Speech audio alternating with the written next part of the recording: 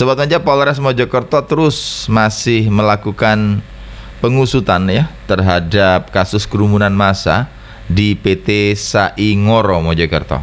Sudah ada 8 tersangka yang ditetapkan, termasuk Kepala Desa Lulawang.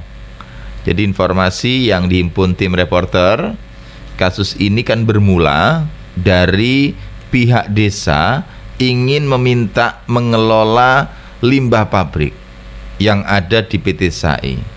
Limbahnya itu kan nilainya lumayan, mencapai miliaran. Sehingga pihak desa itu bermaksud untuk meminta agar bisa dikelola oleh BUMDes. Ya.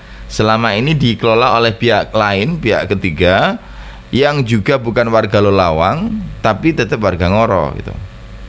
Sehingga ada semacam keinginan agar desanya lebih maju dikelola oleh pihak desa. Nah, pertemuan demi pertemuan dilakukan gitu. Pihak perusahaan siap untuk memberikan dengan kesepakatan ya. Karena untuk pengelolaan limbah, apakah itu B3, limbah perusahaan, ada aturan main dari perusahaan yang harus dipatuhi juga oleh pihak pengelola gitu. Sudah dilakukan pertemuan, kesepakatan, dan akhirnya ada unjuk rasa beberapa kali untuk menuju itu gitu kan. Nah, suatu saat ketika sudah ada kesepakatan dengan syarat-syarat tertentu, pihak desa itu merasa kesepakatannya kok nggak dijalankan oleh pihak perusahaan gitu. Akhirnya unjuk rasa yang kesekian kalinya dengan mengerahkan massa warga ke pintu gerbang PT SAI dan sempat diwarnai blokade pintu gerbang. Nah, blokade pintu gerbang inilah yang membuat kerumunan massa mencapai ribuan gitu, yang bergantian shift, dari dalam nggak bisa keluar, dari luar nggak bisa masuk, padahal karyawannya mencapai 3.000. Sehingga kerumunan massa mencapai ribuan itu sempat viral di media sosial.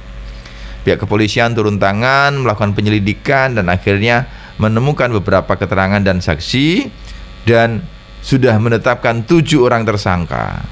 7 orang tersangka itu ditetapkan, 6 diantaranya warga Lulawang, yang 1 warga Kutorjo, yaitu Londo. Nah, ketika dikembangkan lagi ternyata diduga digerakkan oleh Kades gitu, sehingga Kades dijadikan tersangka. Barang bukti yang diamankan diantaranya ada 5 mobil BMW, mobil Karimun, termasuk juga mobil siaga desa yang dipakai menggerakkan massa.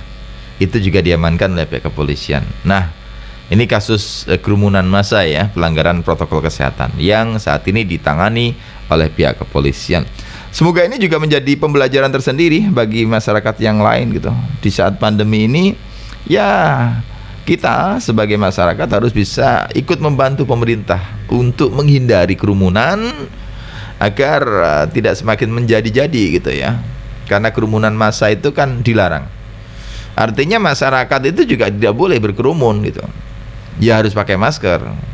Makanya jangan kaget ketika ada razia masker, ada kafe-kafe, warung-warung yang didatangi oleh pihak kepolisian karena kerumunan massanya, jaga jaraknya gimana gitu. Ada yang tanya, itu kelanjutannya yang di balai desa atau balai kelurahan Bloto gimana ya?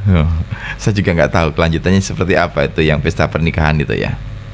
Tapi semoga itu menjadi pembelajaran lah bagi semua pihak gitu ya. Karena kantor kelurahan itu kan poskonya Satgas Covid gitu ya, di tingkat kelurahan, tapi kok dipakai resepsi hajatan, bahkan melanggar protokol kesehatan gitu ya. Tapi penindakannya itu yang ditunggu masyarakat, biar masyarakat juga tahu gitu ya, karena dalam tanda kutip tidak tebang pilih gitu. Oke, terima kasih Anda yang masih bersama kami di program Aspirasi. Saya geser ke Bayu dulu, ada satu informasi yang sudah disiapkan. Fresh News. Puspitasari, Wali Kota Mojokerto, mengatakan dalam hal penanganan banjir di kota memang sangat tergantung dari daerah sekitar, khususnya dengan wilayah kabupaten yang menjadi tetangga dekat. Kata Nikita, diakuinya terpilihnya Ikvinda Fahmawati sebagai Bupati Mojokerto akan memudahkan dirinya untuk berkoordinasi.